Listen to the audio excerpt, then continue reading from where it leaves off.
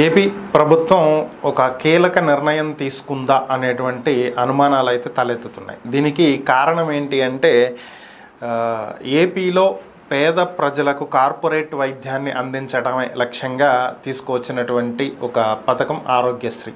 ఇది 2004లో వైఎస్ రాజశేఖర రెడ్డి అధికారంలోకి వచ్చిన తరువాత ఆయన తీసుకొచ్చినటువంటి సంస్కరణల్లో ఇదొకటి.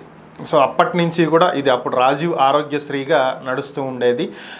రాష్ట్ర విభజన తర్వాత ఎన్టీఆర్ వైద్య సేవగా మారింది, మరలా తర్వాత వైఎస్ఆర్ ఆరోగ్యశ్రీగా మారింది, మరలా ఇప్పుడు దాని పరిస్థితి ప్రశ్నార్థకంగా ఉంది అనేది ప్రస్తుతం చర్చించుకుంటున్నటువంటి అంశం. ఎందుకని అంటే టీడీపీ ఎంపీ పెమ్మసాని చంద్రశేఖర్ చేసినటువంటి వ్యాఖ్యలే దీనికి కారణమైనటువంటి పరిస్థితి. ఏంటి అంటే ఆయన ఆయుష్మాన్ భారత్, ఇది గత ప్రభుత్వ హయాంలో కూడా ఉంది. ఆయుష్మాన్ భారత్ అనేది భారతదేశంలో ఉన్నటువంటి ప్రతి పౌరుడికి 5 లక్షల రూపాయల హెల్త్ ఇన్సూరెన్స్ అనేది కేంద్ర ప్రభుత్వం చేస్తుంది.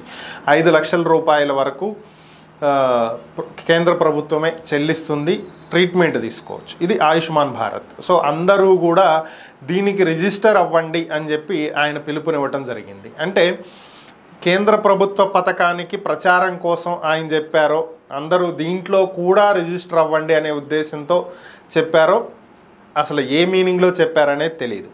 బట్ ఇక్కడ పరిస్థితులు ఎలా తయారైనవి అంటే ఇక ఆరోగ్యశ్రీని పక్కన పెట్టబోతున్నారు, అందుకనే కేంద్ర ప్రభుత్వం ఇస్తున్నటువంటి ఆయుష్మాన్ భారత్ మీదే దృష్టి సారించారు అని చెప్పి అనుకుంటున్నటువంటి పరిస్థితి. దీనికి తగ్గట్టుగానే కాంగ్రెస్ ఏపీ అధ్యక్షురాలు షర్మిల కూడా స్పందించడం జరిగింది.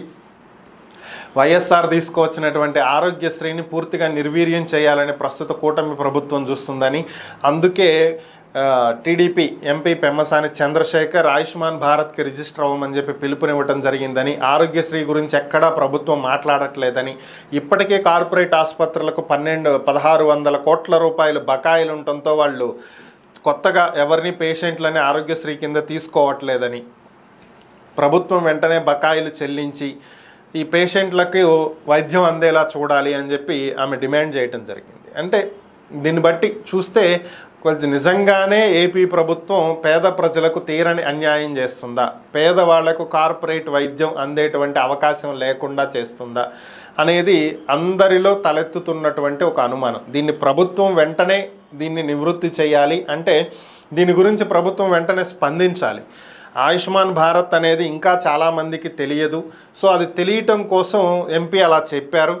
దాంట్లో కూడా రిజిస్టర్ అయితే ఆరోగ్యశ్రీలో వచ్చేటువంటి బెనిఫిట్స్ కాకుండా దాంట్లో అదనంగా వస్తాయి అనేటువంటి ఉద్దేశంతో చెప్పడం జరిగింది అని అన్నా చెప్పాలి.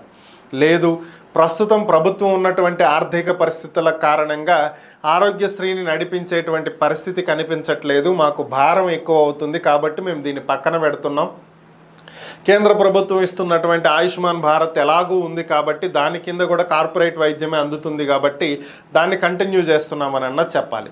మరి ఏం జరిగిద్ది అనేది ప్రభుత్వం బయటకు వచ్చి నోరు తెరిచి మాట్లాడితే తప్ప తెలియదు. ఒకవేళ ప్రభుత్వం ఇలాగే ఏది చెప్తే ఏమవుతుందో అనేటువంటి వైఖరితో పోతే పూర్తిగా నష్టపోతుంది.